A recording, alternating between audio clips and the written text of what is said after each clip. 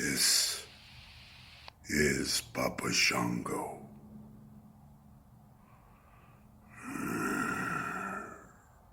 And you are listening to Icopod.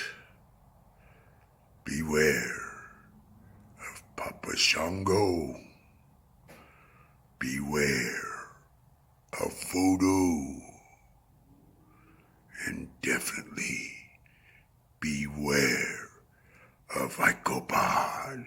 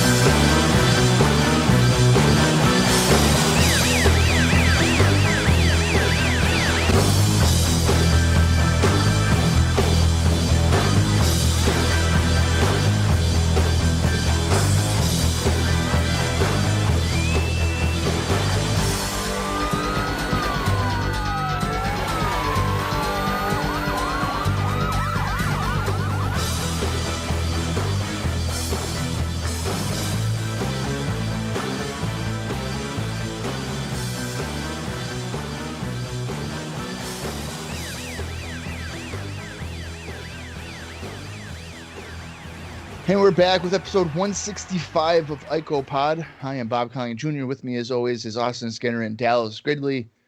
Fellas, last week's Raw was actually a good one. So now we're probably in store for about 3 weeks of bad ones. How are we feeling? That seems to be the trend. Yeah. So I don't want to get too excited, but Kama and the Undertaker, and Brother Love's back. Shit, I forgot So all about how that. how can we not be excited about this show? Oh, damn it. Yeah. Last week we got a pretty good main event match between Owen and Shawn, except that Shawn apparently needed oxygen at the end of the show. Yeah. And even 1-2-3 Kid and Hakushi was a good opener. So I don't know. Are we gonna top that? Is Brother Love? Oh man, I just can't wait to love this show today. I really wonder how many people bought into that Insiguri kick that caused Shawn Michaels to essentially black out and go unconscious. Oh, I didn't even connect the two. Oh, I didn't either. Yeah, that's what it was. I mean, it triggered it. Because he hits the move and he clotheslined him or whatever, and then he's like, "Oh my eye," and he fell down. well, he did his taunt, and then he got up and was like, Yeah. yeah, it was really yeah. Well, it should have just been right after that then, if that was the angle. Well, yeah, I mean, I think it. So that's what I don't understand. Like, if they go with that direction of, oh, hey, Owen kicked him and that caused him to whatever, then why would he be able to then do something for a minute and a half before it registered in his brain? Yeah, like the delayed. Yeah, I don't know. I mean, I guess I understand adrenaline, but I guess. I don't know but if if you get your bell rung, it's instant. Well, I was just gonna say, I don't know if, like, when it comes to head injuries, I don't know if adrenaline really helps you there. Like, No. if I were to get like stabbed or shot, adrenaline might have me going for like a minute, and then I can be like, oh, wait a minute, Yeah. I'm bleeding, or I just got shot, Right. so I'm probably gonna go in the fetal position now and cry, And then die. and then die. Right. Yeah, I don't know. I don't know if I totally buy into it. I thought last week's little ending there was really corny, to be honest. Which sucks because, like Dallas said, it was actually a pretty good match here for the main event. But I don't know. We'll see. Maybe it'll end up being something really riveting and just so interesting that we're completely invested. We can't wait. We're chomping at the bit to get to the explanation and the solution of the Shawn Michaels drama. Who's to say? Yeah, I don't know. I mean, if this is maybe an attempt to get Owen over some more again, it could be beneficial there. I don't know if I liked the over dramatic like drama part of it. I don't know. Maybe at the time it came off better, but to me, I think like, at the time it did. well, to me, like it's phony immediately. There's no medical staff. It's only WWE officials.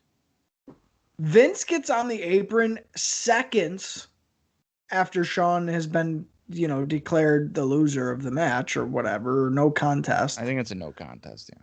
Yeah, so Vince comes up immediately. Like, he probably would have waited or maybe came to, like, ringside to see.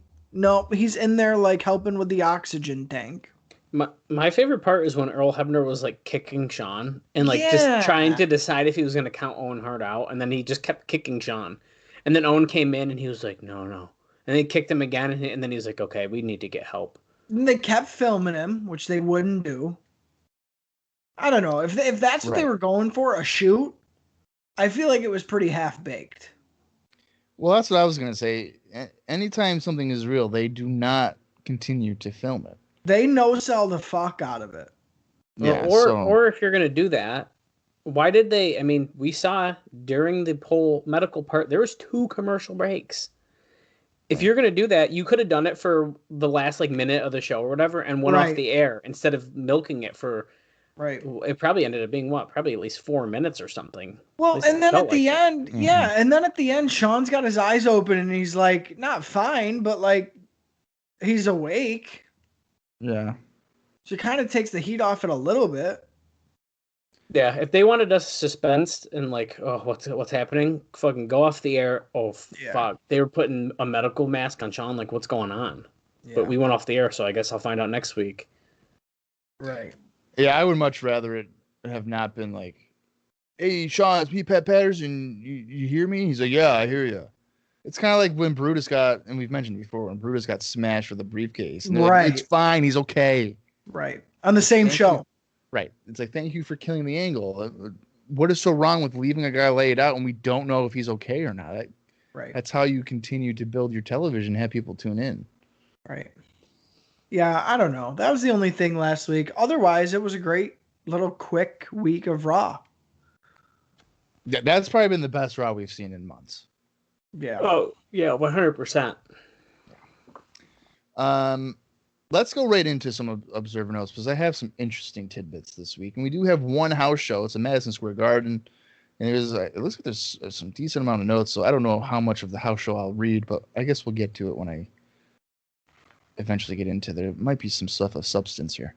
Observer notes, so according to Conan, he is going to be coming into WCW in January, and he's going to be Hulk Hogan's tag team partner. What? According to Conan. Yep.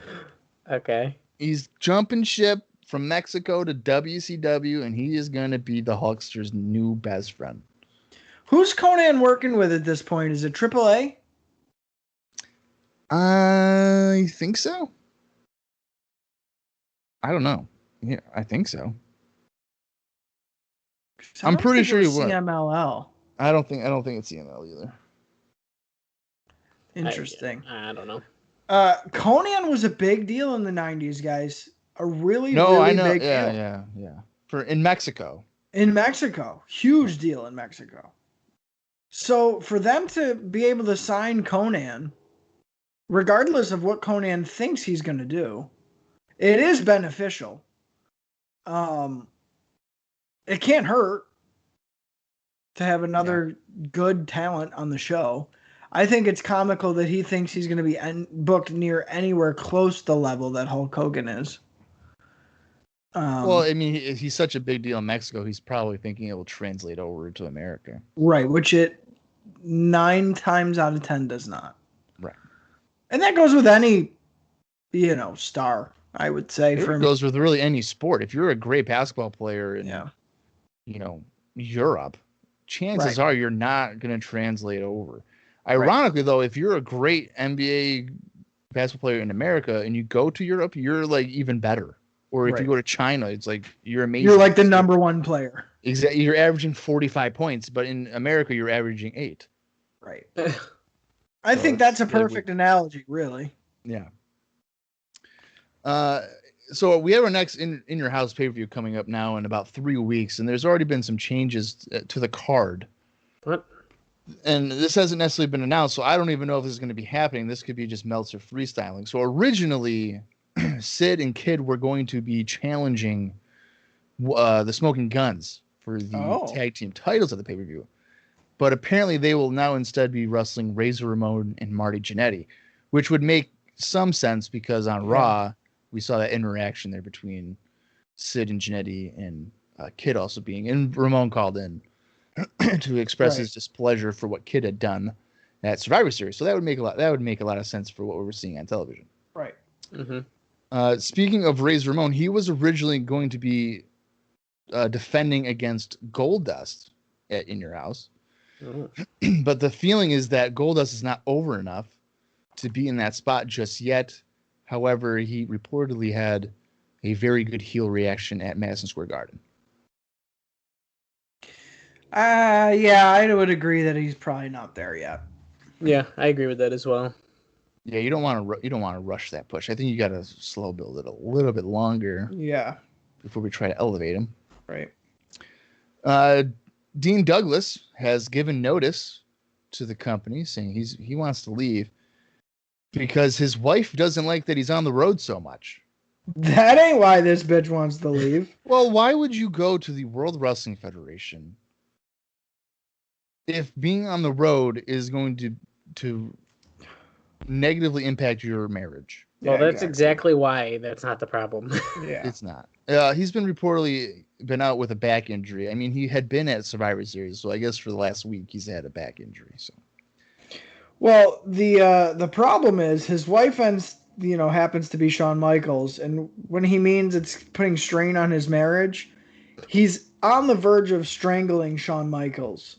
So that's, I think, reading between the lines. Yeah, probably. I have some Jeff Jarrett news. Oh. You guys ready for this or what? I don't know. Am I? I don't know. Jeff Jarrett has agreed to return to the World Wrestling Federation. Dude. What? How'd they talk him into that one? But there are no set plans for him. So they don't really know what they're going to do with him. But he's coming back. Now, is the roadie coming with him? I don't know. Huh? But Jarrett is reportedly on his way back. Brian Christopher, the son of Jerry Lawler, is also under contract to the World Wrestling Federation. Oh. But they don't want to take all the big draws from the USWA. Now, your definition of big draws are probably not the same as mine because USWA at this point, they're drawing about 600 or 700 people. So the definition of big draw is probably misleading there. Yeah. Well, that's so he's under contract, but they're like, well, we're going to have him on a contract, but we don't want to use them.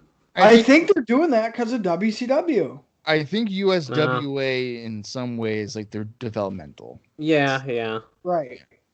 I just find that it's just kind of weird.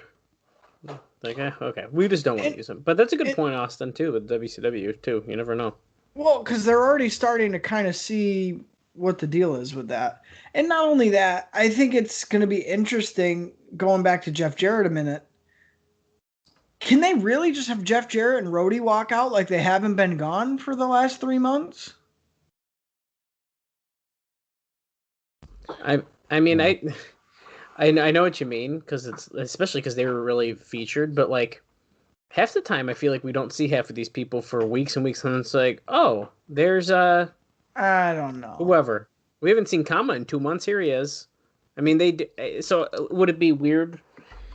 Maybe in their case, because like the last time we saw him wasn't at a pay-per-view, wasn't it? I mean, I think they've gotten better with that. It was real bad in '93. They would start an angle and then we wouldn't hear about it again for 7 weeks. Yeah, that's bad. It's not really like that anymore. No, it's not. I'm saying that they've gotten better with that. Not angle-wise, but people disappear and come back and stuff. So, I mean, yeah, I think it'd be weird. I'm sure they're going to be like, oh, Jeff Jarrett's returning. Like, I don't think they're going to hide the fact that he necessarily left, but I don't think they're going to be like, oh, he left the company and he's coming back now. I think they'll just Yeah. hype up a return. Right. I don't Like, think it'll- they'll make note of why he was gone or something. It'll be like, hey, next week on Raw, Jeff Jarrett returns or some shit like that. Yeah. Yeah. I don't know. Or in your house. Who knows? Yeah, you never know. I'm in this not world, Russ. backing him. I'm not backing Jeff Jarrett. Well, I think He, he's he proven was a you can't flop the trust him. first time around. Yeah, he was for sure. He had some good matches. Not going to say he didn't. But as far as delivering to the point that they pushed him, no. Absolutely not. Well, I'm curious. Brody was more over than Jeff Jarrett was. Oh, yeah. I'm curious what they're going to change with Jarrett when he comes back, if anything at all. I don't know. I don't see how they can't because something needs to be different. I don't know. Maybe we'll get another 3 months of vignettes Oh, dear God, no. for his eventual return. Let's hope not. The last bit of news here is that Jean-Pierre Lafitte has been out dealing with a hernia surgery, and nobody knows if he's going to come back. Now, you'll recall he had some issues with Diesel with the house show in Canada where he was like, I ain't doing the fucking job. Right. So that probably has made his standing in the World Wrestling Federation not that great. So it's put a target on his herniated back. Yeah. So we'll have to see how that plays out. Let's go to the house shows. It's Madison Square Garden, November 25th, 1995, and it drew 7,400 fans, which is pretty bad for the Garden. Yeah. The show included an in-ring segment in which Bob Backlund attempted to speak, but then told the fans he would leave if they wouldn't be quiet. So he eventually left because the crowd got louder. If it was only that easy, I mean. Really. Jeez. Here's some of the matches. There's some in-depth notes here, I guess, or like what happened in the match, and I might just read it, so bear with me here. Barry Horowitz teamed with Hakushi and Fatu to defeat Skip, Isaac Yankem, and Kama in 8 minutes and 52 seconds when Horowitz pinned Kama with a sunset flip and an assist super kick from Fatu behind the referee's back. So we're seeing Kama tonight against Undertaker, so that should tell you something if he's losing to Barry Horowitz. Yep. Exactly. Goldust pinned Bob Holly with a bulldog in 6 minutes and 24 seconds. After the match, Goldust took the mic, stood on the middle turnbuckle, and cut a promo saying the fans would never forget the name Goldust, and that is Goldust's Madison Square Garden debut. Dustin Rhodes' first match in Madison Square Garden after a 5-year absence. Wow. Ahmed Johnson pinned Rad Radford with a Pearl River plunge. After the match, Skip and Radford double-teamed Johnson before he cleared them from the ring. And, of course, this is Johnson's MSG debut. The 1-2-3 Kid pinned Marty Jannetty with a kick to the back at the 5-minute mark after Ted DiBiase distracted Jannetty from the floor. Prior to the bout, DiBiase cut an in-ring promo mocking how poor the New York City fans were, and as he was in the Christmas spirit, he had some cash to give away. He then found a woman in the crowd to bark like a dog for $100 and found another to kiss his foot. After the match, Jannetty attacked the Kid and knocked him to the floor. Jannetty then confronted DiBiase before Psycho Sid ran out and dropped him with the powerbomb. So DiBiase's basically just doing his 1988 gimmick again, where he's embarrassing fans, so that's good. Psycho Sid defeated the WWF Intercontinental Champion Razor Ramon by countout in 5 minutes and 3 seconds. After, behind the referee's back, the 1-2-3 Kid ran ringside and threw the champion to the ring post. After the match, Ramon fought off Kid, attacked Sid, and hit Sid with a bulldog from the middle turnbuckle before he was attacked by Kid. Razor then was triple teamed before Sid hit a powerbomb on him. So there's that. Hunter Hearst Helmsley pinned Henry Godwin in a slot match at 12 minutes and 53 seconds. Oh. With a rollover and grabbing onto the top rope with both hands for leverage. Stipulation stated the loser would be slopped. After the match, Godwin knocked Helmsley to the floor with a clothesline, grabbed his slop bucket, and chased Helmsley around ringside before eventually dumping the slop on himself after he tripped and fell. Okay. Oh my god.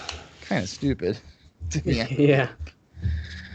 There's a few more matches here. It seems like something happens after the match for almost every single match. This is driving me nuts. Savio Vega pinned Isaac Yankem, who was a substitute for the injured Dean Douglas, with a spin kick at 6 minutes and 11 seconds. Prior to the match, Douglas took the mic and said that the New York State Athletic Commission wouldn't let him compete due to a slipped disc, then introduced Yankem as his replacement. This is Douglas's MSG return after 4 years, and also his last appearance ever at the Garden. Wow.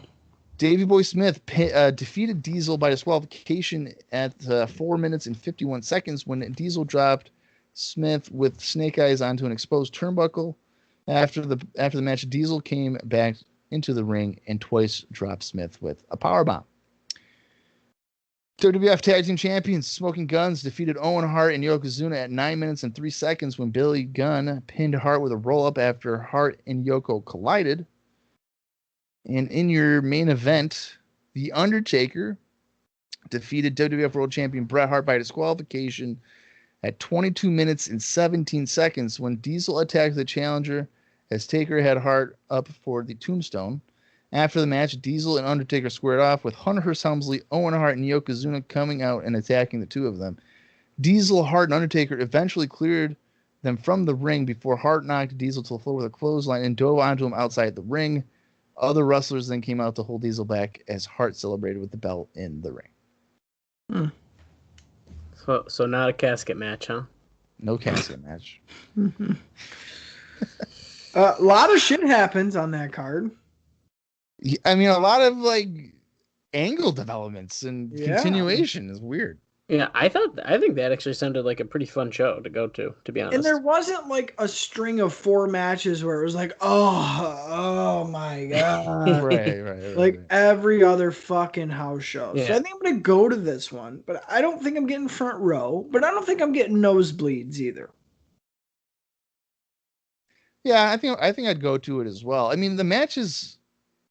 I mean, I wish kind of like Kid and Jenny probably got more. I would hope it got more than 5 minutes, but. Yeah, and I don't end with a kick to the back. Right. I mean, Sid and Ramon going 5 minutes. I am okay with that. I don't think Sid needs to work a long ass matches. Right. So, I think the undercard, the timing of the matches seem to be okay, and then you get a 20 plus minute match with Taker and Brett. So you're probably not feeling cheated in that regard either. I mean, the finish is kind of stupid, but right. It could be worse. So I think I'm gonna go to it as well. Dallas, are you on board or what? Oh, yeah, I'm going to go. I think it sounds like a fun show. Yeah. Plus, you get the debuts of Goldust and Ahmed Johnson there. That's kind of cool, too. Yeah, right. Yeah. Right. So I think that'd be pretty worthwhile. Well, hopefully this is going to be worthwhile as well. Last week's Raw, like we've said, one of the better ones we've seen in months. So it's only natural for the WWF to now disappoint us. So it's November 27th, 1995. Are we going to find out what happened to Shawn Michaels? Why he collapsed? We don't know. We have Undertaker, as our feature match, and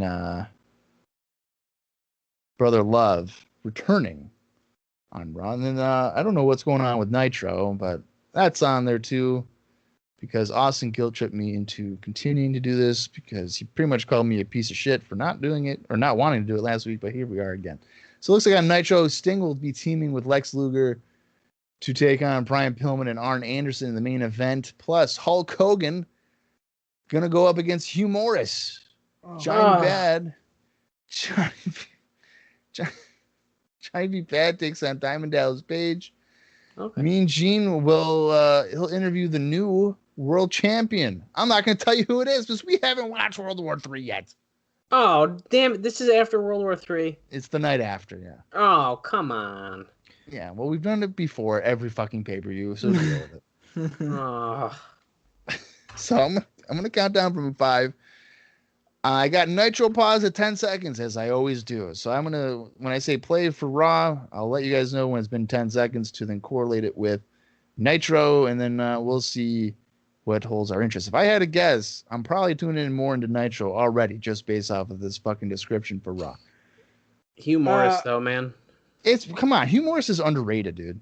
Okay, I might need to leave this call right now. And really quickly, what did Raw's rating end up being for last Oh, week? you know what? That's a really good question. I don't think I even looked that up. Yeah, because I'd be interested to know. Yeah, hang on. Let me check for you. Yeah, I gotta know this stuff, Bob. I Oh, mean, will this you is, relax, Dallas? do you do anything around here? Hey, what's the buy rates for the June 2002 TNA weekly pay-per-views? Do you know that piece of shit? No. How about you fucking email them and then they can find out. Well, that's not my fault. That's the company. You want to know what's funny? I one time emailed. What was it for? Oh, I think it was for like the 93 Raws. I emailed Nielsen. And I was like, "Can I get that? Can I get that information?" Oh, that's funny. And they were like, "For what?"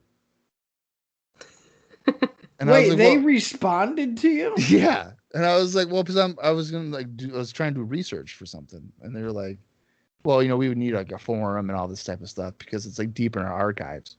So then I never responded because I was like, "Well, that sounds like a waste of my time." Yeah, it's cool that you could have. You could have been the only one to report them, though, dude. Well, I mean, they're out there. If you go through the newsletters and stuff, they're in there. So, all right. So it would look like for November 20th, which featured Hogan and Sting for the first time ever, and Shawn Michaels collapsing. Nitro got a 2.5, and Raw got a 2.3. Wow. Wow. Interesting. Well, I'm also kind of surprised about that since it was the night after Survivor Series. Yeah. Right. And I want to point out, I don't think I even commented on the November 13th showdown here. So I'm really slacking. Raw got a 2.6 to Nitro's 2. Oh, wow. Oh, that's really interesting. Yeah. So I will definitely try to get better with that moving forward.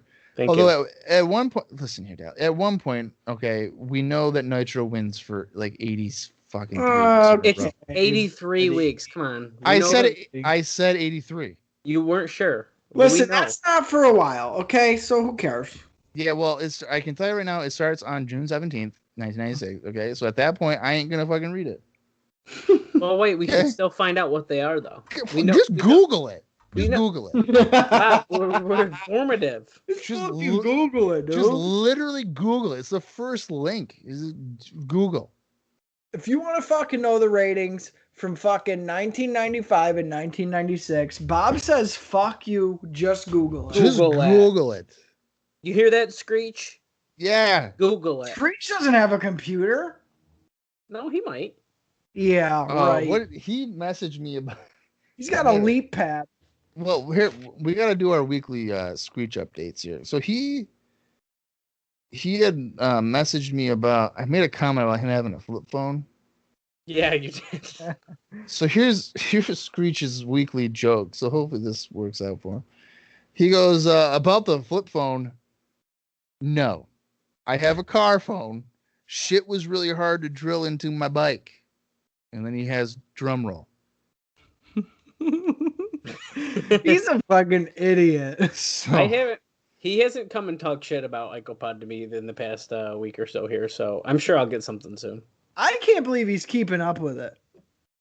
Oh, yeah. Screech doesn't keep up with fucking anything. Well, I'll tell you right now, he is so you know how you had your insurance fraud there. He is currently scamming his workplace because he took a COVID leave, and I'm pretty sure he doesn't have COVID. So he's definitely just staying at home. Oh my god. Picking lint out of his belly button, watching Japanese anime. Wait. Probably just thinking in the jokes. Don't you have to have a doctor's note for that shit? Oh no, dude. I could literally say that I have COVID right now and be out for 6 months, and they wouldn't be able to do shit about it. You know why? No. HIPAA. I don't gotta tell them shit. I don't have to show them shit. If I tell them I have something, they just gotta be like, all right. Oh, I didn't know that. Yeah. I'm gonna file that one away. Yeah. Fuck the system. Screech, I hope you don't have COVID. I hope you're as healthy as a horse, even though you're probably not. No, he's doing it the smart way, man. If I didn't have a conscience, I would do it too. Oh yeah. But I ain't sick. Bob would do it, and then he'd be sitting at home, be like, "Oh my god, I'm not actually sick though. I He'd might go need in to." the Dude, literally. Oh my god. I fucking hate it. I wish I had the work ethic of nothing. That way I could be like, you wake up at 3:30 for work and you're just like, oh, I really don't want to go into work. Now, normal people would probably be like, I have 2 weeks of sick time. I ain't going in. Meanwhile, it's me, and it's like, fuck, if I don't go in, then these guys are going to struggle. I'm not sick. What else am I going to do? Sit at home and watch Nathan For You on Hulu? That sounds like great, but I might as well just go and get paid. But I would have gotten paid anyway because I would have used my sick time. Exactly. But it's called guilt. Yeah, And it sounds like you're a capitalist slave, Bob. I love it. Yeah. I love it. Don't we all? Uncle Sam owns my ass. Well,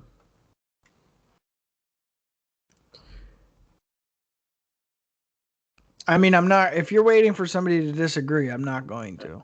I don't know what to say besides hope you got your Peacock TV loaded, and hopefully this is on it. Oh my god, I want Screech to have Peacock TV. But bro, what? It's not on out here. How you guys? What? You just gotta wait till August. It'll be on there. Yeah, Hopefully, maybe we'll find out in August. We don't Yeah, really know yet. It's still fucking March. Ico Pod will be on hiatus until September of 2021. Can't wait. All right, I'm gonna count down from 5, and we're gonna get this show on the road. And again, when Raw gets to the 10-second mark of their opening video package, which hopefully have maybe found the music to, or maybe I'll just revert back to the music of 93 and 94. I don't know. We'll find out. I thought this whole time they were still doing the country one, but that shows you how much I pay attention. So here we go. 5, 4, 3, 2, 1, play. Let's see if it'll load, boys. All right, mine loaded. See, mine worked good this time. Last week, not so much. All right. And now, Nitro, you're going to want to do it right now. What? What are you, 3 seconds behind me? Yeah, probably. Damn. We're getting flashbacks to last week here on Raw from Shawn basically dying. Do you think we'll get extended footage of that tonight? Probably. But I also think it's funny that they're trying to capitalize on his health scare. Well, they're like, yeah, this will bump the ratings. Like, look, name me one fucking medical professional. That guy's Terry Taylor. Okay, he knows what he's doing. Well, the one guy was in a fucking Bill Cosby sweater. Like, come on, give me a break. Yeah, that was the Terry Taylor lookalike. It's ridiculous. I'm gonna have to see if I have this Raw music because this is really depressing me. Soon they're gonna have to take Dean Douglas out of this little promo here. I don't blame him one fucking bit for leaving. I really don't. Yeah, it's been rough. I don't blame him either.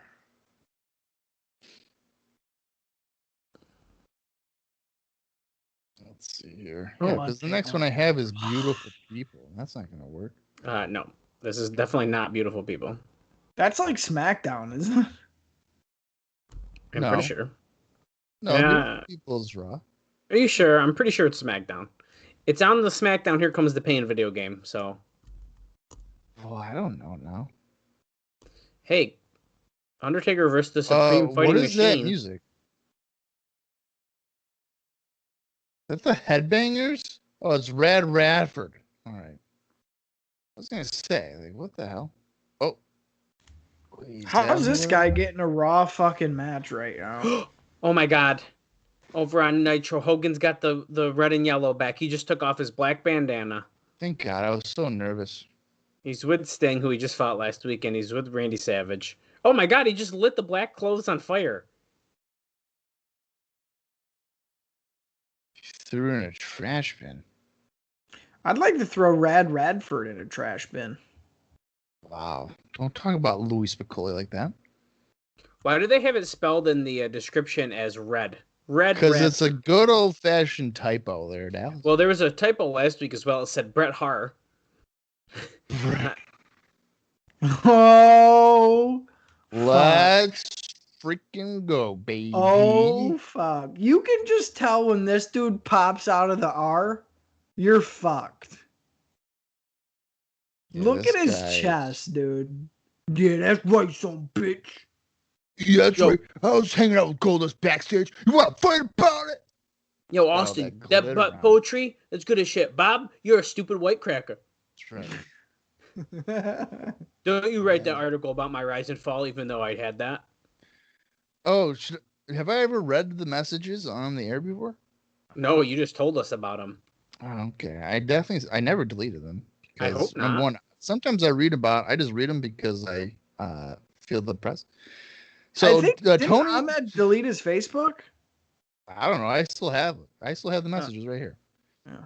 So I'll just read them real quick. So on February 26, 2017 at 8:13 p.m., I'm minding my own business at home on my couch, watching some good old TV. And I get a message from Tony Norris. And he says, "You loser. Write about someone you know and find a carrier where the only people that shows up is that goofy looking family of yours. And worry about paying your bills month to month, life losers." And I said, "Thank you, sir." Fucking dick. He What an says- asshole. He says, "This is his cousin. I'm sick of you white boys always talking shit about him." But he said that in the form of a question, without even giving him a chance to tell you the other side of the coin. He's very open. All you have to do was ask. I don't know why he even talks to you. Nobody asks crackers. And I said, "Sir, if you read the article, I certainly stated that he was talented and that injuries derailed his career and inability to create a way for him further. So thanks for the comments." And he said, "So why ask him what truly happened? You may be surprised. Why would you insult me and my family without properly reading the article?" That's what In you which wrote? Yeah, and in which I noted I was a fan of his and thought he'd accomplished much more than he had he not been injured. And then the cousin now, which is probably still Tony Norris. It's Okay. Tony. Yeah. He says, "I did read it, Mr. Collins, and it's not true. Once again, ask him what really happened. Any good writer would have got both sides of the story." And I said, "Okay, have a good night." And he said, "You too, Mr. Collins."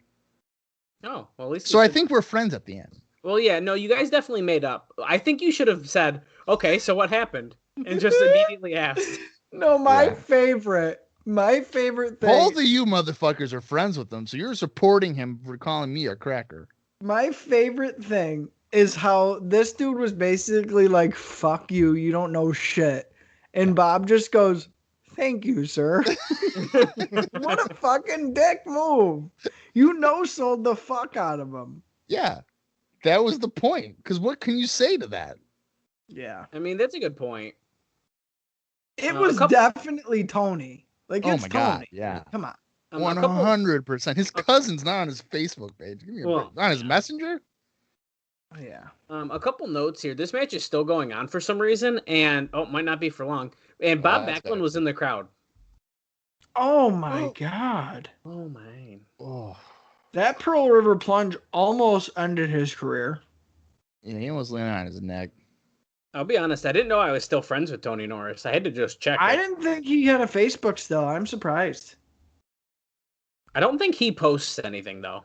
It's a Okay. lot of people posting on his page. Yeah, that's what I saw when I went to it. Oh, 3 days ago, Ahmed shared just killed this dude. This match was brought to you by Twix. How much do you think Twix paid for that advert? Now it's been it's now been going on for over 20 years. $300. Talk about great value there. Oh, look. King wants to get a word with him. Oh boy, look at that. Diamond Dolls has found a chain and a bouquet of roses that DDP had, and she's like, "What do I do with it?" "Well, you throw it underneath the ring, you dumb bitch." She's like, "What? What is this?" I'm gonna hold it What is behind my this back chain? and like look really confused. Somebody's going to have to transcribe this promo we're about to get from Ahmed here. Because I'm Let me sure tell it's you going to be something a real good one. quick. I'm gonna teach that Mr. Bob Collins a lesson. Listen Who's on this? respect of an article, brother. Who's coming out? Duke Trocy. No, it's Dean Douglas. Second They're cheering wall. for Second of all, Bob Collins Jr., why don't you ask my cousin him. what the problem was? Wait one stinking minute, big man. Body chiseled from stone, and you look like you got somebody that can be. You look like somebody that can become something. The road to superstardom. It takes place in his classroom. Hmm. Vince goes, I wonder who the teacher and who will the pupil be. Tony's like, I ain't dumb, bitch. Well, class has started. Yeah, get in the ring. Well, he wants to fight now. Yeah, He took let off me his knee pads off his arms, and he's squatting down like he's got to take a shit. But here come the referees. Come on, baby. I like how the referees go for Dean. No, because he said, I know you have what it takes. And then, Ahmed was somehow offended by that. And he said, okay, well, let's fight in the ring then. I feel like Tony doesn't really listen to people. Yeah, but like, why would Dean Douglas come out here to try and fight him? No, he wasn't. He was just trying to be like, hey, man, you have what it takes, but you got to get educated. An update on Shawn Michaels when we return. Thank God. I hope that Shawn Michaels, when he comes back, it's when he teams with Undertaker and he comes out of a casket and he's like, I ain't dead yet. No, I don't think that'll happen. The Beagley Center in Ohio. Guys, we should be watching WCCW, but you guys are pussies. Right, because I want to watch King Kong Bundy with hair. No, I want to watch Captain Frank Dusek. You don't even watch it anymore. Take on El Madrid every week. You don't even watch it anymore. Yeah, I just don't review it for your site. I review it for a different site. Oh, okay. Look, it's king size like me. Do you think he's eating the left or the right Twix? He's eating whatever one they made sooner, so the younger one. Right. 100%. Okay, we're getting obituary here for Shawn Michaels. He was a kind man. Very resilient. He had to give up the Intercontinental Championship because he got beat up by a bunch of Marines for hitting on their girlfriend in Syracuse, New York, at Club 81 or whatever it was. He had a birthmark on his left butt cheek that we always saw each and every week. Oh, suffering from dizziness, nausea, depression, and some blackout. Is that what he just said? That makes him seem like such a fucking jabroni. It's post concussion. Oh, wait, that's for Survivor Series. What? So they're saying those were his injuries before Survivor Series. Well, depression's not really an injury. Well, it was a mental injury. It's an effect from the post-concussion syndrome that he had. And then he got another concussion when Yokozuna dropped his nut bag on him. And by that I mean his legs, not his actual. Jesus Christ. Yeah, and here comes the Insiguri right there, shabam. So it took him to have what, about 6 concussions before he passed out? I mean, look. He could still skin the cat though. Yeah. Hey, I'm good. And then look, he's still like taunted, like everything's normal literally until he's like, oh fuck. Yeah. Oh wait. Oh my god. Oh. Yeah. That reminds me of when I play Red Dead and I fall off a cliff. And like guy tries to and he tries to stand up and it's like, no, dude, you're dead. It's like, fuck. Yeah. Or Grand Theft Auto and you're playing online and somebody runs you over with a car, and then you wobble your way up and then somebody just throws a missile at you and you blow up. I love it.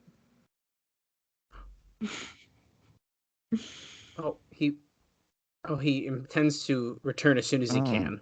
Right. So we don't really have an update. It's just I thought Vince was gonna say that we are happy to announce that Shawn Michaels has in fact retired and we'll never see him again. Could you imagine?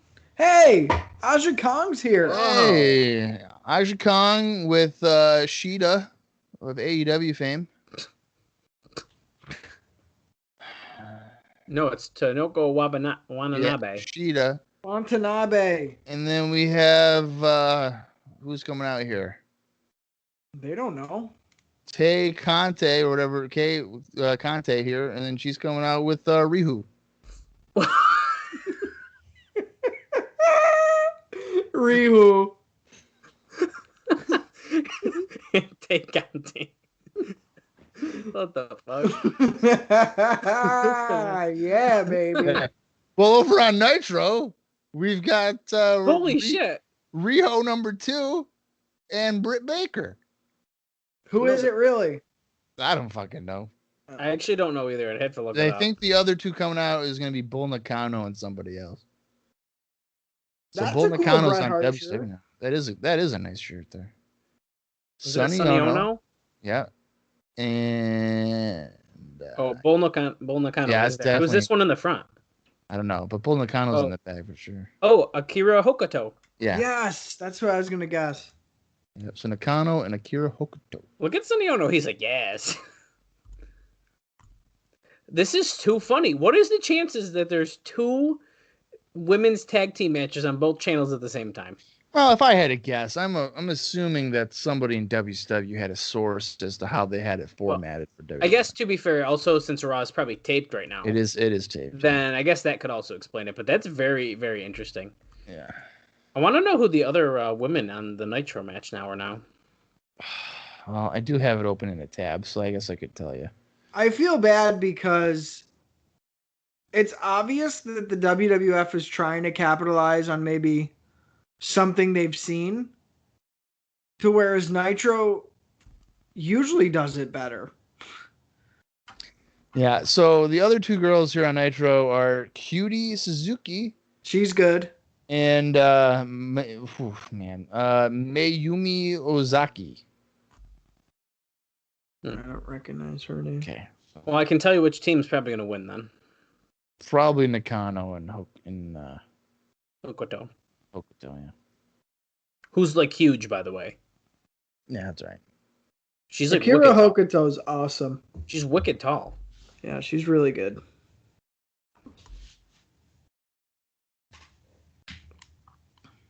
We're over on Raw here. We're in some sort of submission hold. Now, I didn't know it was actually going to be a tag team match because the way they both came out, we only saw Aja Kong in the ring, and then the way Medusa, Alundra Blaze came out was kind of like, oh, it's just me, but just kidding, there's a partner with me. And here we go. Yeah, I don't know. Not all women were spotlighted here as if it was a tag match. Yeah. This is our monthly, hey, Alundra, here's your TV match. And the only reason why this is happening, too, is they probably had him for an extended weekend coming out of Survivor Series. They're like, oh, okay, we'll put you on Raw, whatever. I definitely think that's what's happening, which makes sense. Yeah. Fun fact here, guys. Alundra Blaze is one of two women that was able to successfully complete the training regimen of the All Japan Pro Wrestling Women's Dojo. Oh. So what did that mean? She's one of, I think, 2 American women to ever do it. Yeah, but what does that mean? Like, what did she do? Like, it's very rigid training that is hard. I could probably do it.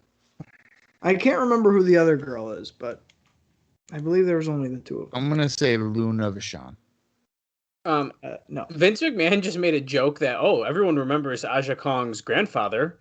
And Jerry Lawler's like, huh? He's like, King Kong? Oh, my God. You know, Vince... That's a Jerry Lawler joke. Yeah, that's... I bet you Lawler is pissed for him looking at his notes, probably.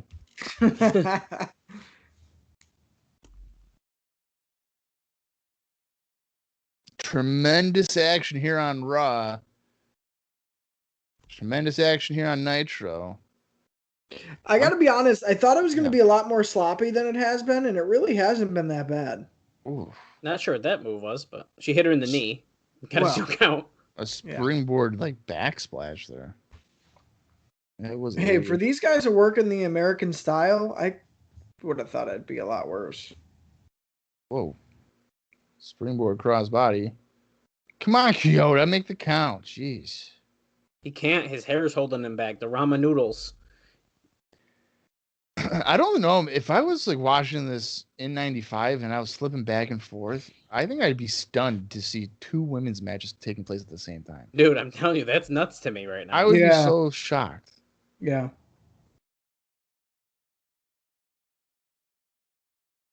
Was Alundra about to lose? She wasn't even on the apron on that tag there. Oh, she ducked a spinning back fist like she's Eddie Kingston.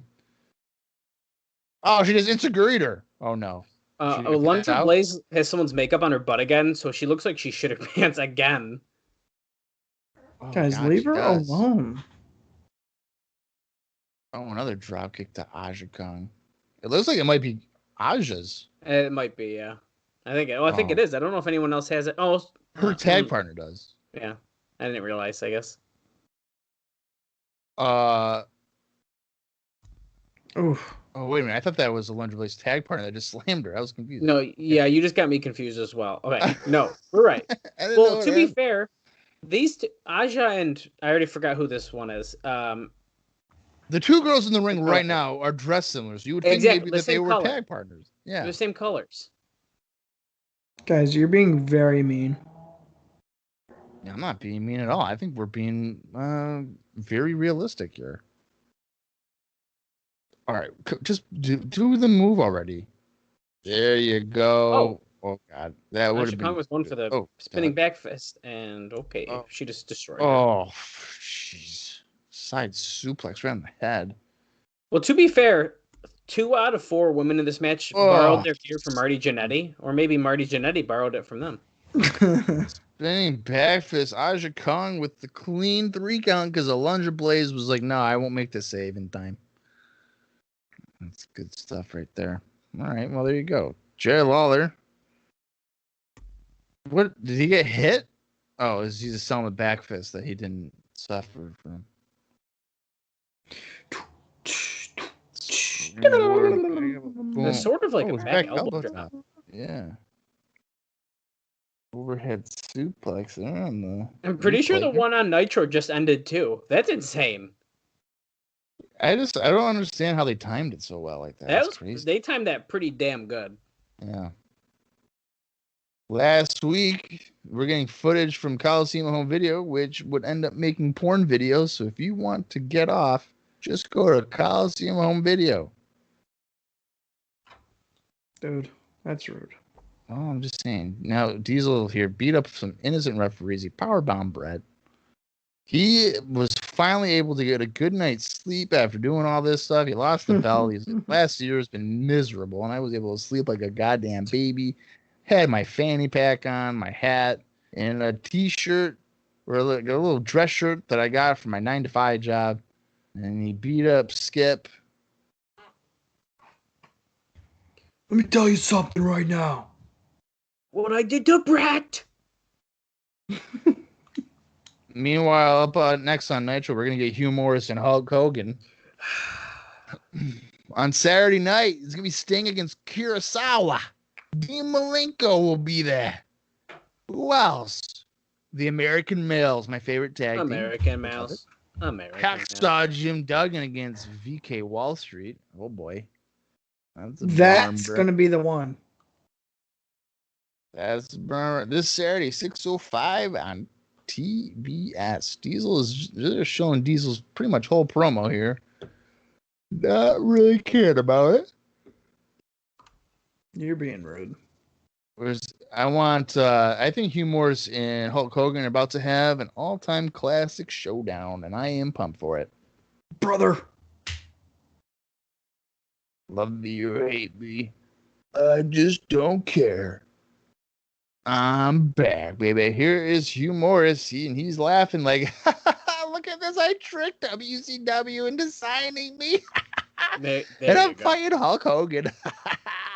Here we go. Brother Love. No. You know. Brother. What? Did Vince just say, did Brother Love just gain weight? That's not right. I mean, the answer is yes. It is, but you can't be fat shaming like that. That's not. God, does he have enough rings on his fingers? Jeez. I love you. Who is he interviewing? Bret Hart. Okay. Hulk Hogan is the real champ, but he's not the champ. Oh yeah, Hogan is full. He's back in the red and yellow. Why did they think it was a good idea to bring Bruce Pritchard back on TV? Well, I'm sure it was Bruce Pritchard's idea. Oh yeah. Well, I'm not into it. You know, so speaking of Bruce Pritchard, Dallas, do you still listen to Something to Wrestle With or no? I've never listened to Something to Wrestle With. Oh, okay. I've listened to a few Austin, episodes. you did, right? I did, yeah. So I've noticed something that Conrad will be like, oh, I used to love it when like one guy would be walking down the entrance and then another guy would be walking up the entrance and they'd pass each other and it's like, okay, teasing a storyline, right? Maybe 2 weeks after he said that, Bruce Pritchard did it. Like Are you fucking kidding? On like Raw. Yeah, it was or SmackDown or something. It was like Seth and Cesaro.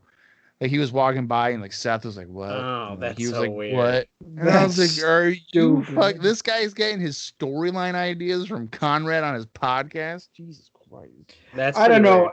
weird. For me, like, especially over the last year, I would say year and a half, I went from really enjoying Conrad stuff to absolutely fucking hating it. I don't listen to one Conrad podcast anymore, and I used to listen to like 4. I just listened to 83 Weeks and What Happened When. Yeah, me too. No, dude, I'm done with that shit.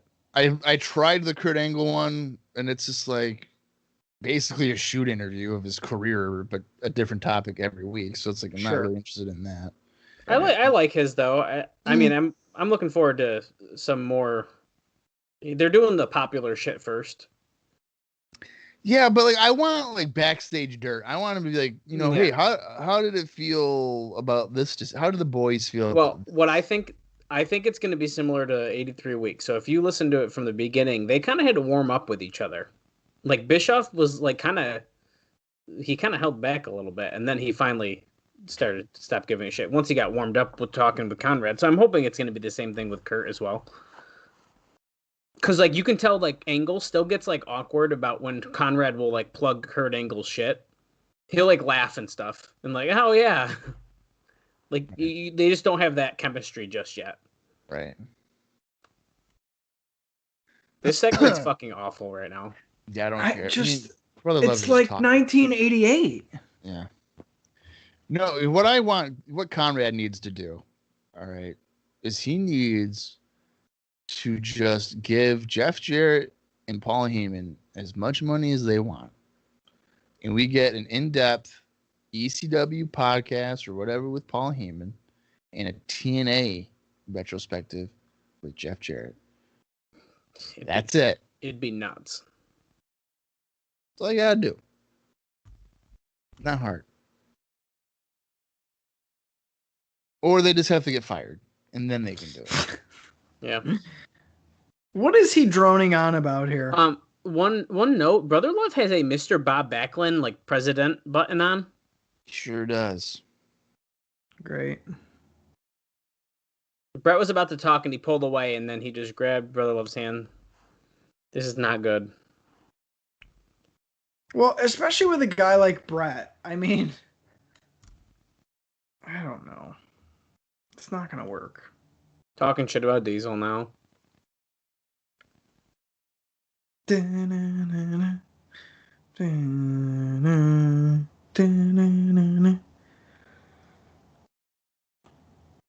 You're cheap, brother.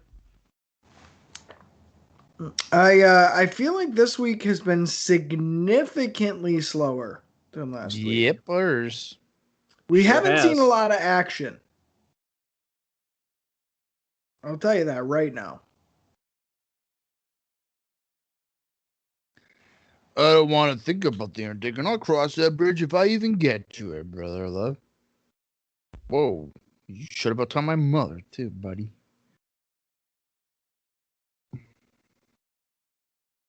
Interesting. Oh my God. Stop showing this. Oh, we get it. And I there's lost the British Bulldog. it's like the music in the background too. It's like holy shit. Yeah, Oh yeah. my god. What is this? I mean, Hugh Morris just lost to Hulk Hogan. This is a travesty. No I way. can't believe this.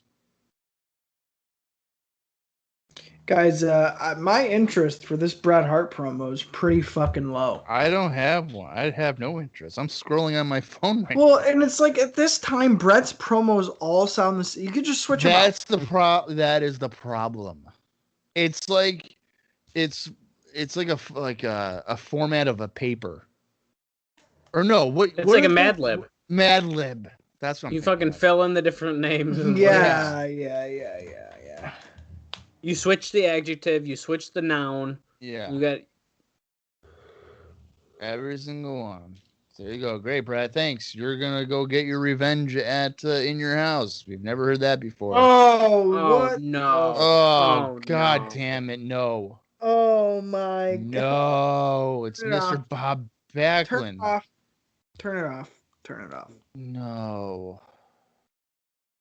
Are you Great. shitting me right So- now? So Bob Backlund's about to be the world champion again? Come Oh, on. Flipping A, man. What did I tell you? We got spoiled last week, and now we're reverting back 3 steps because they don't know how to continue things in an entertaining manner. We're taking a lot of steps back here because Brother Love, Bob Backlund. Well, Come on. how funny is it that I noticed the button and all of a sudden he's out here doing this shit? This is stupid. That's they probably are going to consider that a foreshadowing. I mean, it kind of. I would didn't even say think it about it. would. Yeah, I mean I think that's some foreshadowing. I just took it as like, oh, we're kind of like plugging the Bob Backlund president thing. Right. I wouldn't have guessed he was going to attack Brett though. No, but I think in hindsight you can maybe say, oh, it's kind of maybe Yes. foreshadowing Yes. involvement. Are you 100% shitting me, motherfuckers? Yeah, I was not a fan of that. That shit's done. I got somebody I want you to meet. Oh. This is the Godwin family. Pot Belly. Zilla, Pop Bailey. You're going to meet him face to face in person in your house. Dude, I can't even cope with what just happened. Hunter S. Helmsley has his own T-shirt. And it says how to be a snob. Hey, look, this Wow. past Saturday, Madison Square Garden. Oh, there you go. That's what I read to you guys. Wait. Oh, he slopped Fink? He didn't. It said that he slapped himself. Maybe it was next to Fink or something. I don't know. Yeah, and like some splashed on him or something. Could have It been. looked like it was directly over Fink's head. So I don't know. Maybe he tripped and it went over Fink's head. Wait a second. Randy Savage has the title. Yeah, dude. But we haven't watched World War III yet, so you can't be telling people what we don't know yet. Well, we're watching Nitro alongside of us, so we're gonna run to the I'm video just kidding. store. We're gonna rent it at the video. It's the video store. Wait, See what happens. We've seen this job guy before. Yeah, it's Scott It says in Steiner. it's John Crystal. It says in the description. Oh, they actually tell you who the enhancement guy is? This particular one, yeah. Oh wow. Yeah, Well, he's in there with Paul Levisque. I'm pretty sure Hulk Hogan's saying, "Hey, Randy, you may be champion, but as we'll see here at World War III, I was never eliminated. So how can you be the champion when I'm not?" I'm surprised they're showing actual video footage. How come they're not showing stills? Why would I buy the pay-per-view now? Oh, this is so stupid. All right, we're not renting World War III. They're basically just telling us what happened. Yeah, that's a good point. Oh, it cut out though. See? Pedigree here from What is Hunter that? Helmsley. Oh, look. What happened with the tape? There's a malfunction. Oh, it's part of the gimmick. That's it. Randy Pins said- him. Randy Savage is looking around like, I don't know what you're talking about. It wasn't me, brother. I didn't cut the footage. Oh, shit, Giant coming out. All right. Oh, look at this. And in your Oh. house match announcement. Where's Ramon and Marty Jannetty versus Sid and 1-2-3 Kid? Kid Oh, and so that Sid. is true. Kid and Sid. There you 1, go. 2, 3 said. Well, after what he Cornette did and with Elvis. Shawn Michaels, what would anyone want to get in the ring with him? Well, do you want to get in the hot tub with my wife and me? I don't know. That's up to you, though. But let me tell you, what sin can do to you, you wouldn't want to get in the hot tub with her again because she'll probably shit on your face. my God. Well, I gotta say, I like Jim Cornette's outfit this week. Match is Owen. Yeah. Matches his background, too. He goes, I'm on a roll. I'm hospitalizing people. You know what, Brett? It's not over between us either. Oh, look at Kama's little graphic. Supreme that's Fighting dumb. Machine. Yeah. He's Supreme hurt. Fighting Machine comes out on fucking crutches. He's hurt. He lost to Barry Horowitz, and now he's hurt. This isn't good news. Oh, boy. My leg's fucked up, man. This chain ain't He's making my not back even- feel too good He's not either. even really using the crutches. He's just walking. Yeah. Yeah. This is unbelievable. Got a lot. Since when is Ted in every segment again? I thought we were done doing that. No, man. He's a ratings machine. Hulk Hogan is delivering the weakest chair shots in wrestling history on the Giant right now. Yeah, they're bad. Oh, my God. Don't even bother doing it. He chokeslammed Savage on the concrete floor, so that's probably a feud taking place. They're making Kama look like Oh. such a wuss here. Sir Mo. You're joking. Wait, he's the replacement? Guys. When did we see Mabel? This guy's the replacement? Yeah. He's the best that money can buy. Sir Mosley, I'm going to beat Undertaker tonight, playa. How's this guy even here still? I'm honestly surprised as fuck. Dean Douglas. He's hurt. He can't be wrestling. So is Kama, apparently. Yeah, who is he wrestling next week, though? He wants the gold back. He's formulating a final exam that no one will pass.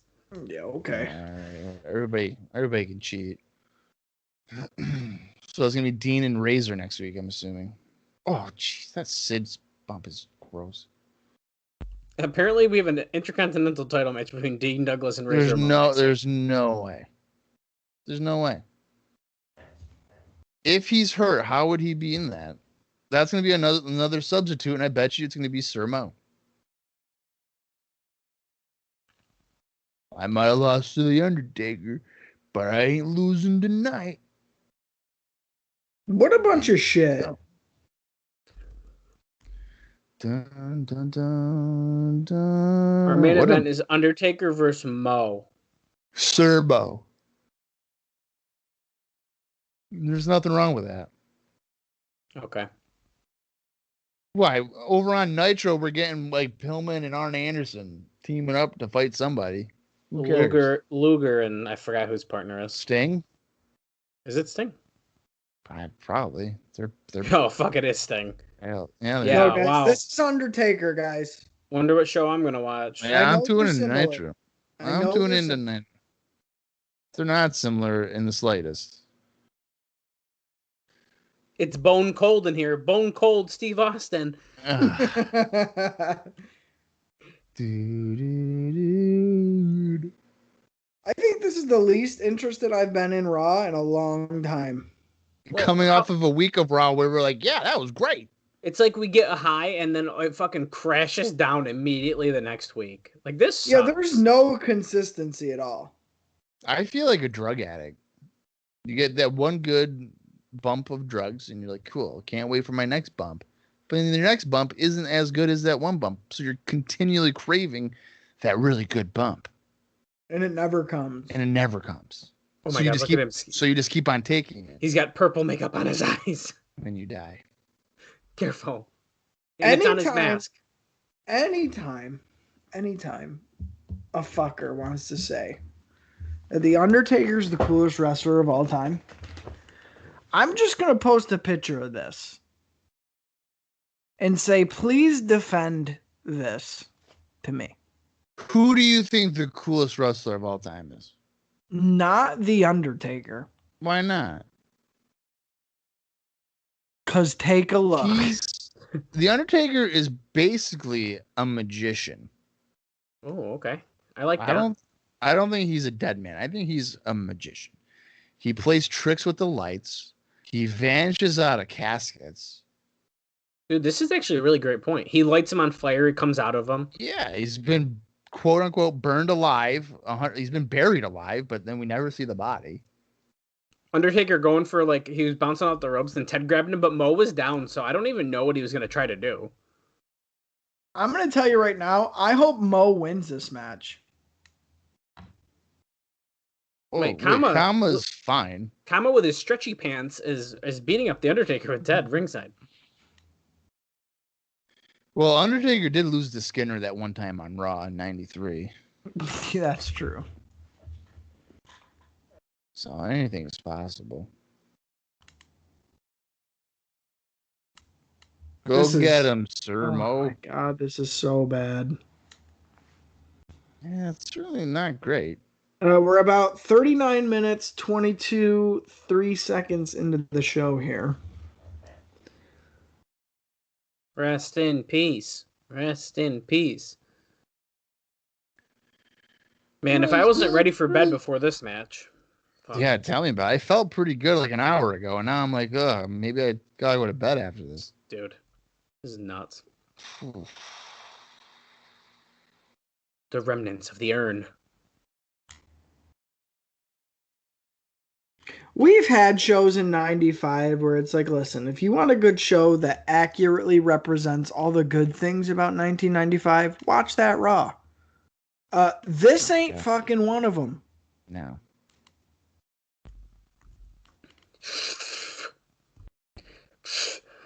That's what he does when he flicks his hair back. Oh my God, he's choking him in the corner. He's going to do that eye roll back, and then he's going to be like, yeah, they were like, what was that? And then I started doing it. It's all illegal. It's bullshit. The Undertaker's mask, dude. Who let him wrestle like that? That's a good question. Slowest big boot ever. How's Mo still in this match? You might as well have, gave him the jab guy from the previous match. I mean, it's the same thing. Oh my God. Undertaker on the outside with Kama here. He's now beating Kama up like he's nothing. I would have just had him wrestle like Yankum from the Survivor Series team. I would have gave him 6 months off so his eye could heal. Well, I don't know if he needed 6 months off. Yeah, I would have gave it to him. Oh, Ted and Kama are leaving. Don't like him. You just don't like him.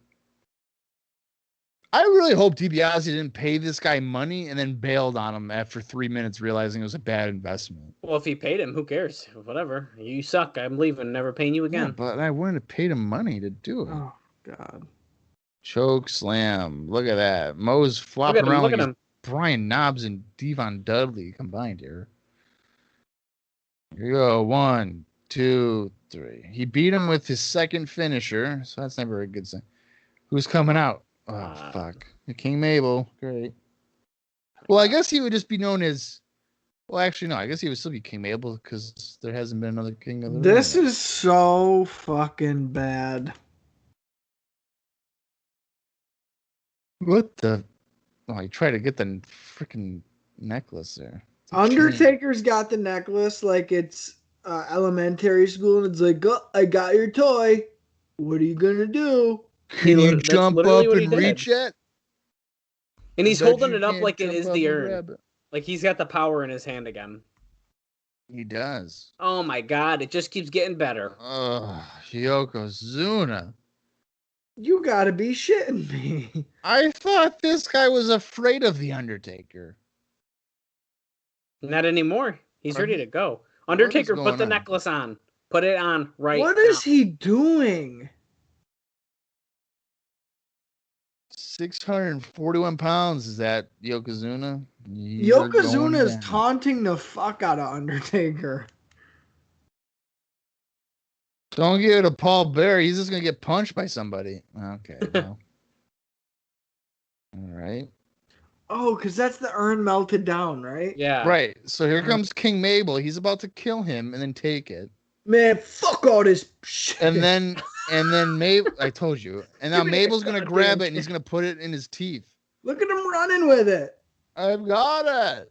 With the cape flapping in the wind. Oh did my it. god, this shit's embarrassing. I did it. And Undertaker's like, what the hell? Why can't I ever just get my urn back? Vince is like, ha ha ha, this was a great episode of fucking Raw. Yeah, that was I brutal. loved it. Oh, jeez. Undertaker looks like the biggest pussy of all time. Next week, Jannetty against Sid. Well, it's been nice knowing Marty Jannetty for his return Man, here. He's goner. Sid will take right care of his ass. Next week, the IC title, Ramon defending against Dean Douglas. But if he's got a back injury, don't know how that's going to happen. Plus, his wife doesn't like that he's not home. Yeah, okay. Who did he think was going to buy that fucking excuse? I don't know. That's kind of like Buff Bagwell's like mom calling and be like, yeah, he's sick. He can't come in today. Well, Hogan's attacking Flair on Nitro still right now. Well, Raw went off the air. who cares, Dallas? Nitro sucks. Okay, you tell me Nitro sucked after what we just watched. Yeah. Nitro sucks. I think I hate pro wrestling. Yeah, I don't even know if I'm a fan anymore, really. Today's been a rough day for me as a wrestler. Old wrestling, new wrestling, just fuck it all. Yeah, I don't want to do it anymore. Why do I do it? I think right now, Bob, you should just go on wrestling recaps and delete the whole page. So I've thought about that before, and I realized if I were to do that, I'd probably spiral into a mass depression. Well, you've dedicated like 12 years of your life to it, so Yeah, so that would probably suck. Mm-hmm. I wouldn't recommend it. I don't think. No, maybe I should just make a post and be like, I'm done, and that's it. that's it. So, Don't Bob, write anything else. Just I'm do it. done. You should do it as an April Fool's joke. No, because then nobody will go back. No, they will. They'll be like, "Oh, thank God he didn't." You'll be like, oh, okay. All right, well, I can go somewhere else now. Okay, yeah, I'll go do a different I'm thing instead. I'm sure somebody else is reviewing WCW Pro from 1994. I can just go ahead and venture off onto that one. Yeah, I'm sure that's super common. You can find that anywhere. Yeah. Okay, this guy's reviewing a IWA Mid-South show that 12 people attended in 2007. I'm pretty sure a lot of people are reviewing that type of content. Yeah. But I wish we weren't reviewing this kind of content tonight. This show just sucked. Undertaker, King Mabel, Yokozuna. Tell me that didn't just look like the biggest joke you've ever seen in your life. Yeah, that's bad. They all were running after a little dookie chain like they were fucking Run DMC. Yeah. All because it's a melted down urn. Not even because it's a necklace. Well, realistically, Paul Bear was like freaking out about it. I mean, there wouldn't be any power associated with the chain anymore. It's been melted down, so wouldn't all the power be gone? Yeah, like the ashes inside are where I would assume it would come from. Or like the light or whatever that we saw at SummerSlam 94, but Yeah. there's nothing in there anymore. And then you got like Brother Love on the show. Bob Backlund chokes fucking Bret Hart out again. Like, if anything, this makes me not want to watch it anymore. Not like tune in next week. Like, no, bitch, I'm never tuning in again. Yeah, it's just not good. I can't believe Bob Backlund's still being featured right now. I thought the president thing would just be that and like just a way to get him on the card or something. If we get a Bret Hart Bob Backlund match, dude, we're gonna. No. Yeah. No, I don't want another one. We're gonna get one. I think I don't want one. They're gonna do it instead of Bret and Bulldog. Don't. Oh my God. I'm just saying, I got an idea. That's all I'm saying. You don't have to be spreading those type of horrific lies. Yeah, I don't know. I think listen, if this was only the second episode of the taping, Yeah, exactly. the star power tends to go down with each episode. too. Yeah, Don't- every week don't it goes forget. down. Yeah. So I don't know, guys. We might just have to like pretend we got COVID and pull a screech and just stay home. That's So fine. I mean, just we might have saying. to. You know, So it really sucks that this is Peacock's not working, guys. Raw's not on it next week. Right. well, here's something I want to point out. So next week's show is still in Richmond, Virginia, but then it looks like that the 12/11 show, which is the week before the pay-per-view, is actually in Salisbury, Maryland. Oh. So it looks like as if that was part of maybe the Superstars taping, and they just reverted it to the Raw. I don't know. Oh my god. Well, if that's the case, I'm even more nervous. Yeah, I don't know. I'm not going to look and see exactly what happens, but that's the next episode. Let's play a game. Yeah. Okay. Yeah. It's called Are You Interested? Let's start right off the bat with Undertaker. Are you interested in his direction? No. No. I mean, he's going with Mabel and Yoko, so I'm going to go with no. Hard pass. Okay. Sid, Psycho Sid. Well, he's feuding with Marty Jannetty, so Yeah. I'm going to go with a no. Yeah, you gotta go no on that one too. Yeah. Okay. Razor Ramon. He's still feuding with Dean Douglas. I want to say there's a little potential to do something with Razor. Am I currently interested? No, but I got a little sliver of hope that could change soon.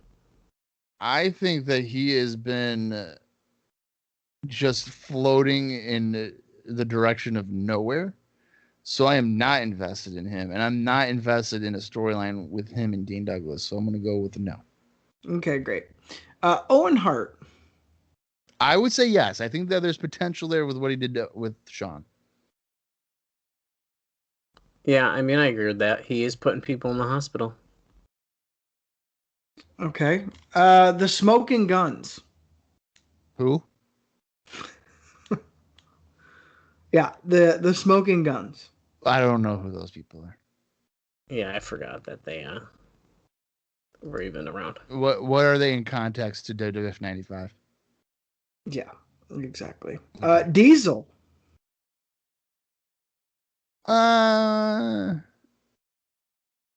So like his promo was corny, but if he's gonna be going back to being a badass Diesel, then yes.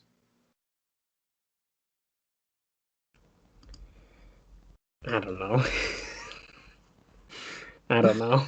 I gotta say no. Okay. Bam Bam Bigelow. No. No. Okay.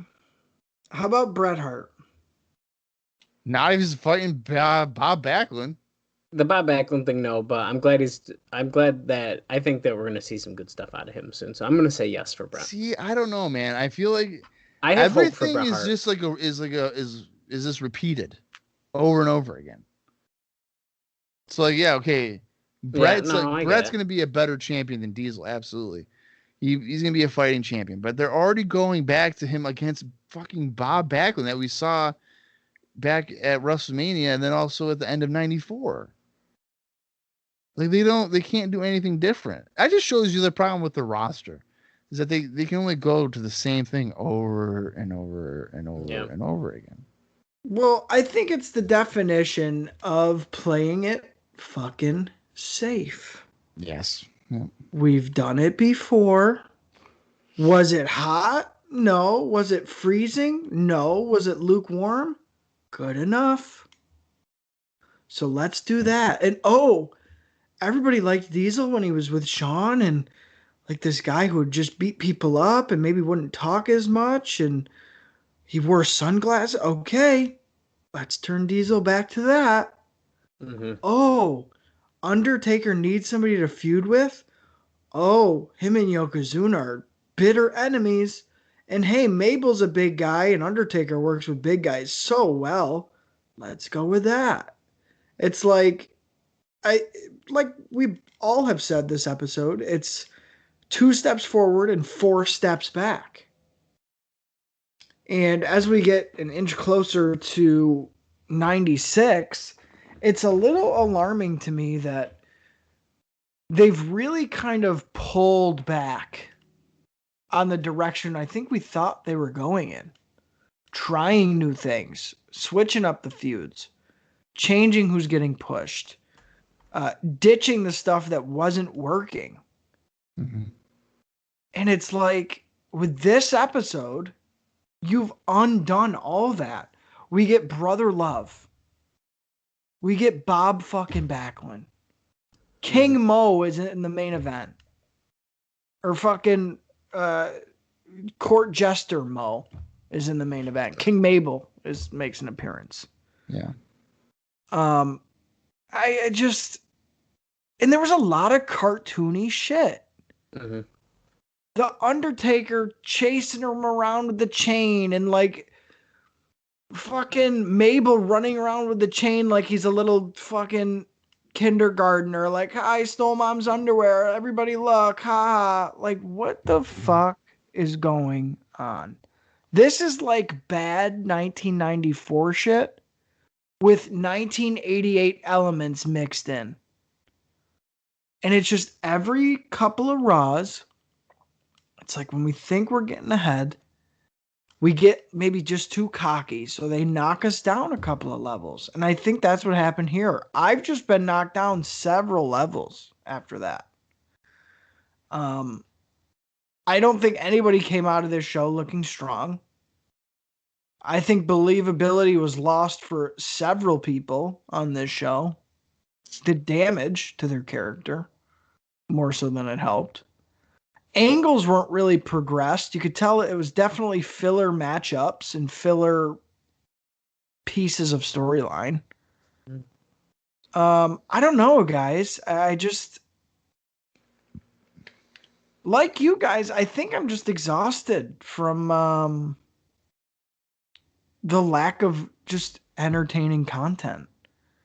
It's so weird to say because I would have never thought 1993 would have been the best year we've seen so far. And I think still up until this point, it is. Yeah. I can't really see a way to argue that it isn't or hasn't been. So it's just so weird that the first year of Raw has still been the best thus far. You would expect it only to get better.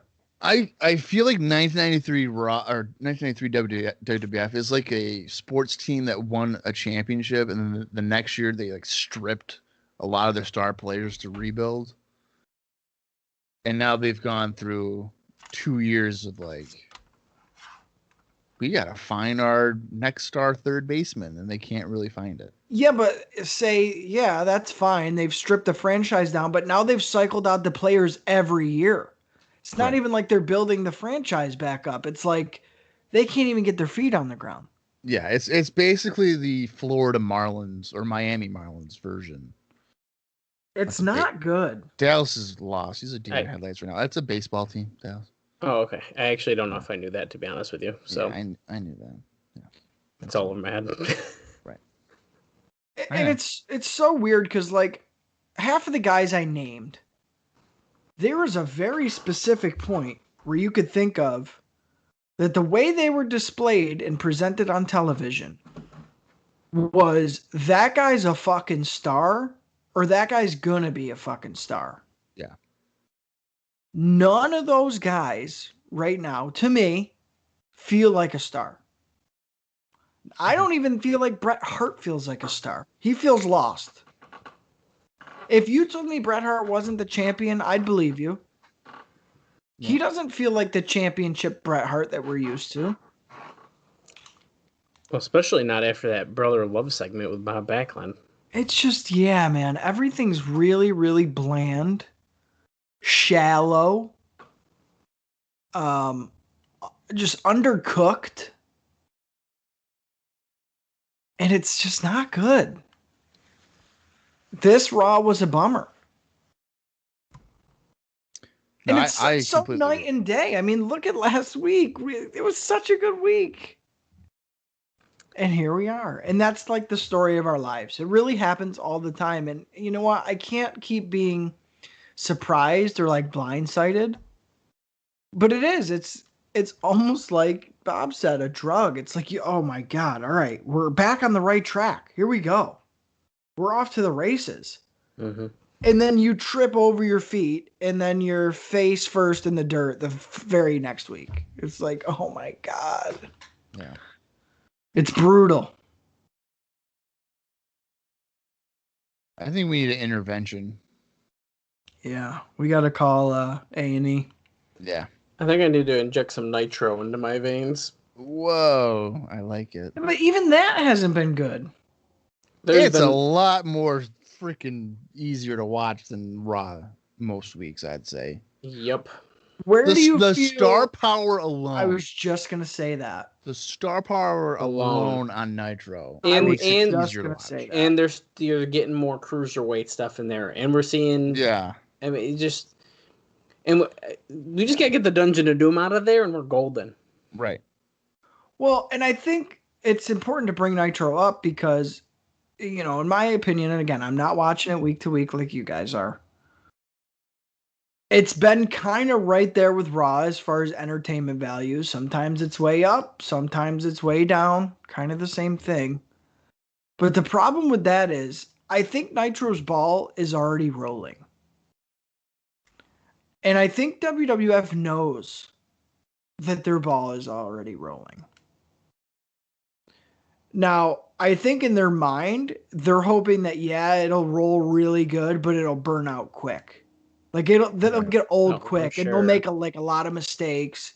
And yeah, we might get our ass kicked for a little while, but like it might only be for like, you know, a couple of weeks, and then they'll be out of stuff, or it'll get old. Not really taking into account the most important piece is what you guys just said. Nobody on Raw feels like a star. But there is a star in every segment, almost, on Nitro. That's a major problem. You're getting maybe Ric Flair, for example, against a Rad Radford. Or a Lex Luger and Sting versus a Bob Holly and Marty Jannetty. Yeah. Mm-hmm. They're going to run into issues because now they're already behind the 8 ball with stars. So it's not even like they really have time to build new guys. They have to hope for a major influx of talent that comes in fresh, ready to go, already at the top. And it's just, I don't see it happening. Could you imagine if Nitro this week had like Hogan against Flair and it's going up against fucking Sir Mo and Undertaker? God. Well, it would have been embarrassing. Yeah. It'll- And don't get me it'll wrong, happen. those guys aren't in their prime, and that's, you know, important. But at the same time, they're not Bob Backlund out of their prime. Right. You know what I mean? They're not King Kong Bundy out of their prime. They're not Brother Love out of their prime. It's just a totally different animal. Completely. Yeah. And that's a major problem. The fact that nobody feels important on Raw. Even Sid, think of when Sid came in. It was like, holy shit, dude. This is going to be awesome. I'm invested in anything Sid does. What did that last? Maybe a month? If that. Maybe? Yeah. Well, and I think that was rushed a little bit because Shawn got hurt from the powerbomb. So. Yeah, but at the same time, there's just no long-term plans. And we've said that before. Yeah. I think what's going to really suck for me is that come the summer of 96, I'm going to have to watch Raw over fucking Nitro. 96 is a good year. And that's not just me saying that. Like, I know. For WCW. for both. Okay, so now I want the heat off me. If 96 WWF sucks, we can now revert it to Austin because I am not saying nothing for WWF anymore. Listen. Not the entirety. Okay. I think here's We'll my see. thing. Here's my thing with WWF 96 Raws. Okay. I have reviewed them for WrestlingRecaps.com. And I remember when I first was doing it, I was like, look at these matches. These are going to be really good matches. And then you watch them. And it's like, how is it that boring? Well, so that's what But I'm then- worried about, is but that we're gonna then get really that's excited, what it and then is. shit's gonna happen, and then it's gonna be like, Dude. well, fuck, they're doing it again, and then I'm it's just because we're gonna telling get our hopes up. That's what telling happens. you. That's what happens right now in '95. We just saw a good The week next week, and we pay-per-views- were like, cool. The pay-per-views for 96 on both sides, for the most part, Yeah. I think are greatly better than 95. Yes. The Miles weekly away. the weekly TVs, we ain't there yet for 96. Well, I and know here's the that. problem. Here's the problem. Maybe like a lot of the listeners, I'm thinking of 96 with rose-colored glasses. Because I know I've watched 96. It's Yeah. been a while, but I know I've seen it. I think I've even borrowed it from you maybe 10 years ago, Bob, and I watched it. Right. But regardless, the two main things that I'm excited for are the influx of talent in 96. And it's like beating a dead horse. We say it all the time. But 96 is a huge year for new guys and really good new guys. And like Bob said, I'm excited for the pay-per-views because you know what? Compared to 95, it's like we go through bullshit ass weeks and then you hope like the pay-per-view's the payoff. It's like, oh, okay, we're going to get some good stuff. But then the pay-per-view fucking sucks too. So at least with 96, yeah, the weekly TVs might not be so great as I remember seeing them. But at least a majority, we'll say, of the pay-per-views will be better. And I think for me, that's enough. That's enough to get me away from 95, the end of really, well, hit or miss in 94. I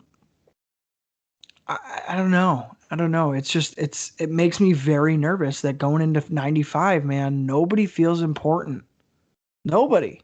And I don't even want to say anything about like Ahmed Johnson or Goldust, because like, yeah, I want to see what happens, but I don't want them to know that I want to see what happens. Because if they know that, we're fucked. They're ruined. Look at Diesel. That's what happened with Diesel.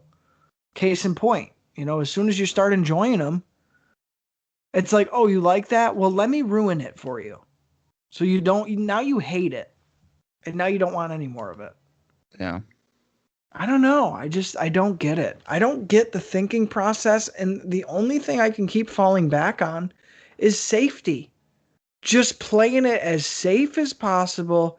We're not taking chances on any new stars. Yeah, you might get a nice little debut here and there, and they might get to, you know, hot shot it for a minute or two, but like, don't get used to it. And like that sort of thing. Storylines are going to still be pretty cartoony. You know, we're going to have slop buckets and fucking Brother Love's going to be out here and blah, blah, blah. I don't know. I just hope that they were going to kick those bad habits quicker than they have, and they haven't. Yeah, I mean, I think, just thinking about it there as you were talking, for 96, there are definitely far more pay-per-views that I'm wanting to watch with you guys than there are Hidden gems, dude. that I'm dreading. There's a couple of WCW ones in the first half of 96 that I'm not going to enjoy. I'm Yeah. sure. And I will tell you right now, I think that's back to back. Uncensored 96 and Yeah. Slamboree 96 Yeah. are horrible. Horrible. I hate Slamboree 96. That's like the lottery. I fucking hate that concept. We skipped Battle Bowl 93 because I was like, I'm not doing it. I'm not going Right. to do it. Right. But we're going to have to this time around for Slamboree. So this is a bummer of an episode. We should have I think in a couple of months, TV wise, couple of months, we're going to be in a lot better position. I think these days we'll look back on and laugh about. So if nothing else, these are the comedic relief of IcoPod. In the trenches with these shit ass fucking Raw episodes. One day we will be able to look back and laugh. I want to say that Yeah. probably starting after Rumble 96, probably to SummerSlam 96, there's some like quality, like consistent quality stuff. Yes. After SummerSlam to the end of 96, not good. For the most part. Well, let's not jinx us too much. Let's get through the rest of this year and be sad. I don't want to, Dallas. I want to. There just have is this some hidden celebration. gems. No, there's some hidden gems. Yeah, but like as a whole, Consistency wise, you're right. yeah. Yes. Consistency wise, you're right. It does get pretty turbulent Yeah. after those points. It gets kind of bad. Well, Yeah. I got something to end on, and I think it's gonna make us laugh, and it's a good way to end the show. All right, what's that? Dallas actually has something else to say. Mark it down on your. Well, like, it holy doesn't shit have to. It bingo doesn't card. have to do with Raw, but I'd say it's a follow up from, I can't remember if it was Survivor Series or the Halloween Havoc bonus episode. But if you recall, guys, Vince Russo was selling this con painting. Oh my god! Yeah. Well, as of this recording, this ends in 28 minutes and 4 seconds, and I would like you guys to guess how many bids Zero. and what the price is. It's zero, and it's still $100. No, I'm going to guess it's up to 3 bids. And I'm going to say it started at 100. Yeah. I'm going to say it's currently up to 160. No way. There's no way. Well, in the last 27 minutes now, it has one bid, and it's at $100. Wow. So And this don't amazing, forget the one bid's probably Russo. Well, we've looked at it before, and it was him for sure Yeah. upping the bids. That's pretty funny. So Well, I'll tell you what, whoever is bidding on it, they have no feedback, which to me means A it burner could be account. it could be a burner account bidding it up like that, yeah. Right. Yeah. Right. I just saw that on my timeline, and I thought that'd be a really funny way to end Well, this show. $100. so this is what I'm gonna do off there.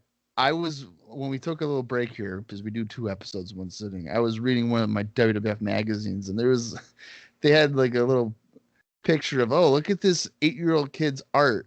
And I was like, holy shit, this kid's better than Vince Russo. Oh my god. It's And it he's- really is. It's sad. And he's doing like triangles for the body. Right. You know what I mean? Like your basic art stuff. Well, it's a total cash grab, Oh my god, yeah. you know. One of a kind art pieces. Like he's a fucking longtime artist in his head. Right, Picasso. Yeah, like no, dude. You just drew glasses with a paintbrush and then wrote con. Well, this is arguably one of his laziest pieces. Oh my god. 100%. Yeah. At least the other ones are like funny. Like this one's just like, that's it. At least the other pieces actually had like a body. Well, and it didn't look like it took him 10 minutes to slap some black Yeah. paint on the canvas. Right. But he was inspired by it. He got inspired to do it. Yeah. Like how? Like what inspires you? Just be like, oh, all right, yep, well, okay, great. That took me 6 minutes to do. It took me longer to Mind open you- up the paint than it did for me to paint it. Mind you, this is the guy that's going to be writing TV here in pretty soon. Oh my god, shit! Ugh. I didn't even think of that. Yeah. Oh my god! So someone commented because he posted it 3 hours ago as well. Only 3.5 hours left. Get your bid in. Original Vince Russo art. And someone goes, "This is embarrassing. Do you need the $100 that bad?"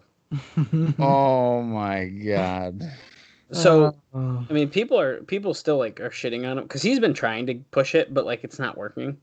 No, it's absolutely not working at all. Yeah. I mean, you got to give him credit for doing it, and like, whatever, but don't oversell You it. got you got to know your limits. Yeah.